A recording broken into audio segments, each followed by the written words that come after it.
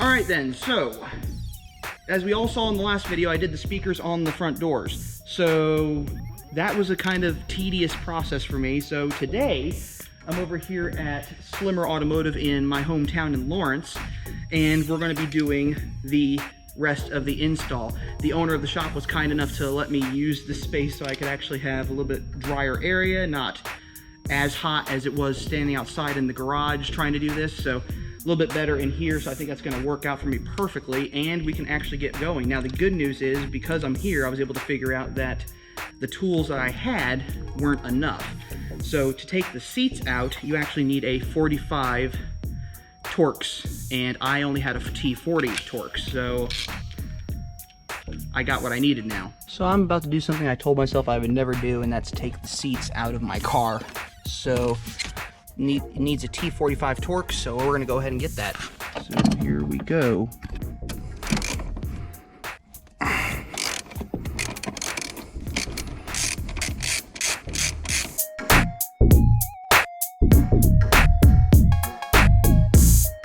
Okay, these aren't quite as torqued down as I thought they were. Cool. This should actually be easier than I thought.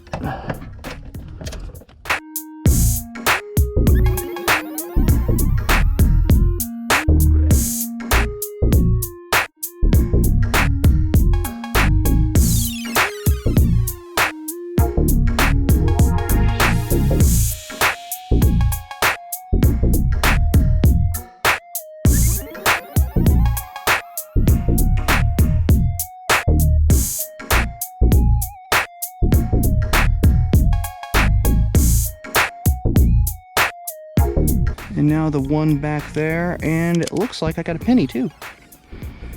Ooh, and it's a dime, actually. That's perfect. Could use a little extra money.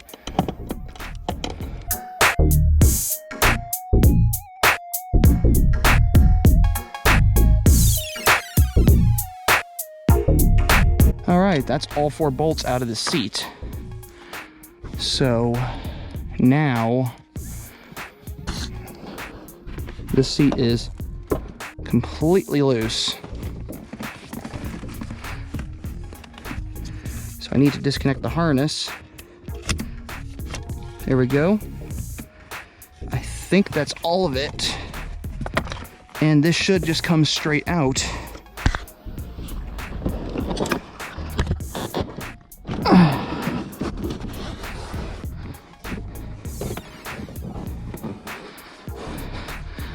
And that was not as difficult as I thought it would be.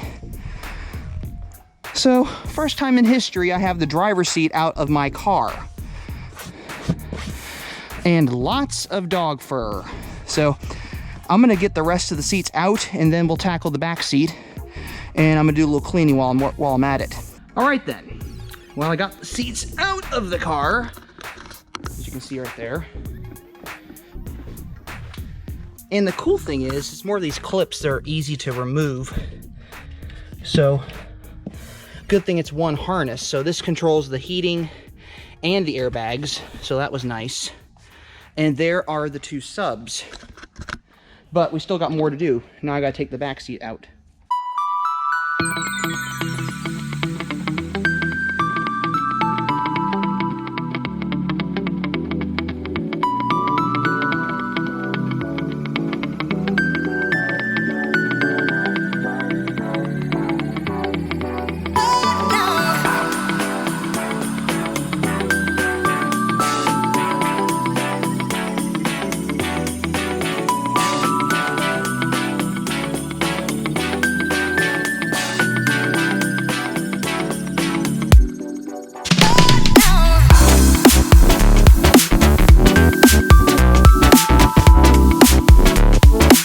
Okay, I got the front seats out.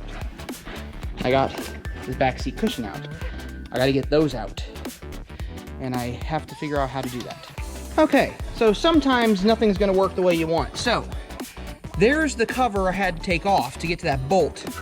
This is the cover broken in 2 pieces. Unfortunately, it was not coming out in any other way. Apparently people break these all the time.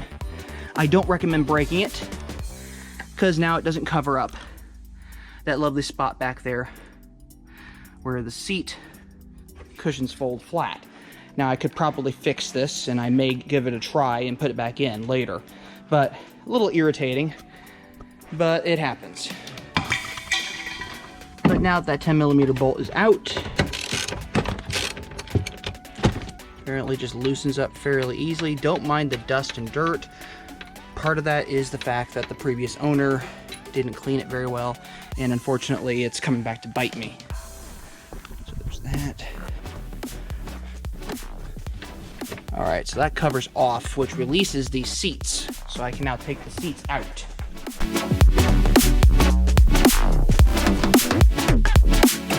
All right then, now that the seat is out completely, I can now tackle these side trim panels. I think I'm gonna let the time-lapse record this whole thing.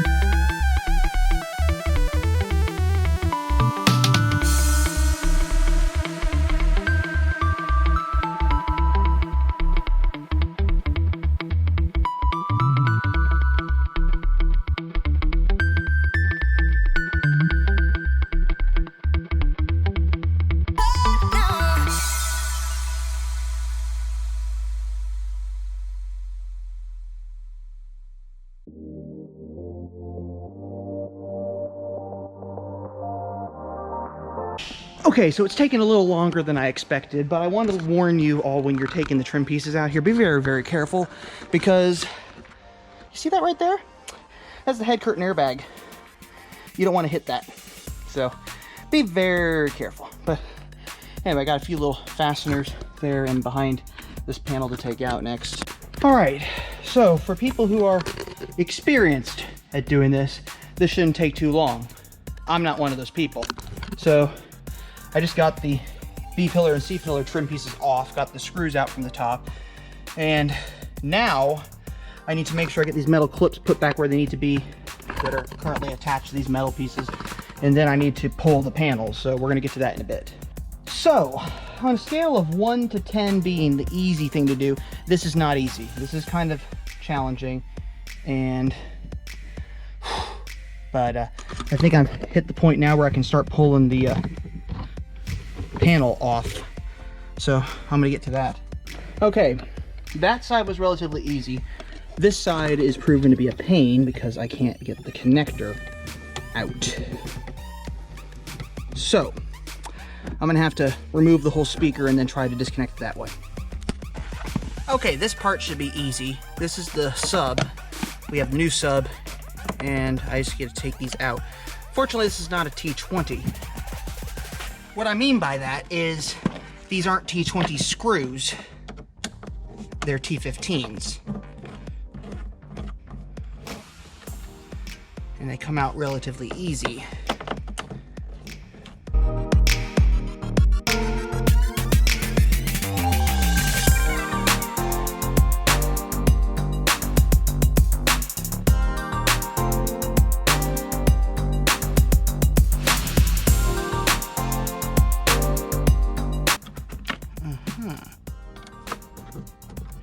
Okay, they're held down under the surface with screws, so you do have to pull up on the edge of the carpet a little bit to get those screws out.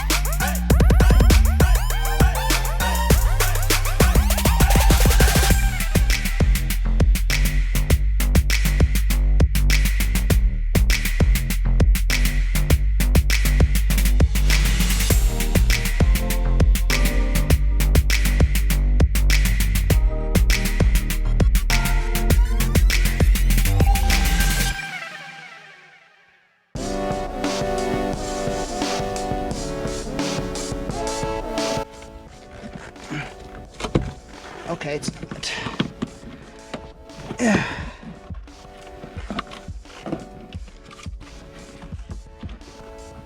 It is.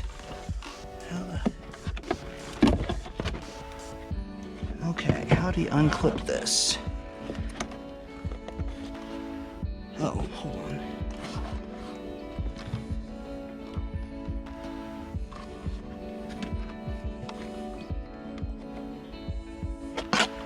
Push it in. Yep. And pop it out. Okay. So that's the old sub.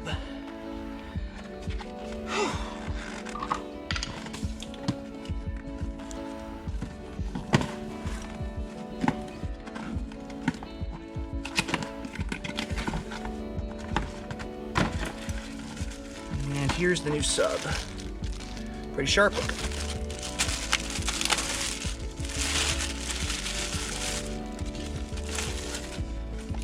So, caution, do not hold by plug. Okay, so I have to very gentle here. This plugs in from the top, apparently. There we go. And now comes the fun part. All right, got that in there. Now to tighten it back down while I am sweating into the thing.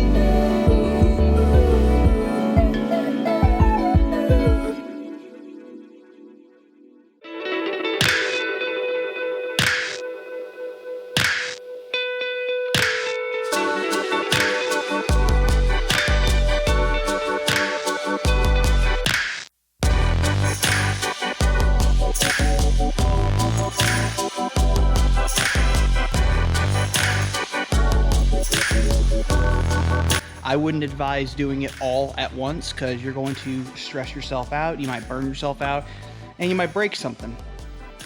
But I would just take your time and then make sure you do it right from the start. I've done it right, but it's still time consuming. Anyway, I hope you enjoyed this walk around and install of the rear speakers and the subs. Join me next time when we tackle the A-pillars and the dash. I'm sorry, I'm exhausted. I'm going to button everything up here and then go home and take a shower. But until next time, I just want to remind you all that life is too short to drive a boring car. So, yep, drive the Mini. I'll see you all in the next video.